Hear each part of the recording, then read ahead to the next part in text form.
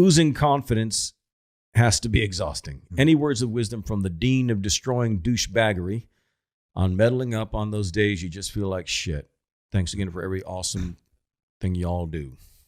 Well, first off, it's not confidence, it's attitude. You know, we talked about that. Right. And then it has to be exhausting. It costs me nothing. Right. Absolutely nothing. A person will literally boil to death in a bathtub that is gradually heated if you are not aware of the heat. I love that. It's great. Yeah. Yep. But I'm aware of the heat. Right. You know, I'm aware of that. And I'm able to stay grounded and stay fixed on my position because of that. Yeah, he made a comment here. He said, which I didn't read, but he said, neither of you look like you have a bad day. Oozing confidence has to be exhausting.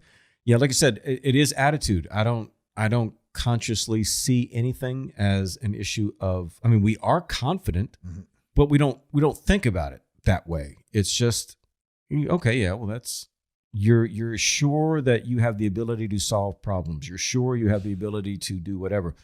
But I think more than anything also, it's perspective, man. Right. You know what I mean? And gratitude. And we know that we don't have a reason to be, anything else. Do we have bad days?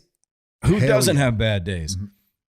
Anybody tells you otherwise is full. Bro, I am really good at making lemonade out of lemons. Yeah. And thankfully, I've got a great support mechanism with Rebecca that helps me do that. And 2 dogs. Yeah, right. 2 Sure. dogs. Because they never have a bad day, man. Well, there you go. Ever. Dogs don't have bad days. And so lastly here, I'd love to hear your advice from both of you on getting and staying motivated and healthy when you're no longer that younger man, but the older man with the worn out knees, joints, and back. It's a struggle. We've kind of basically answered this throughout the entire podcast, but I guess we just say kind of summarize things here. Motivation, the root is motive. So you got to have a reason, man. You got to know your why.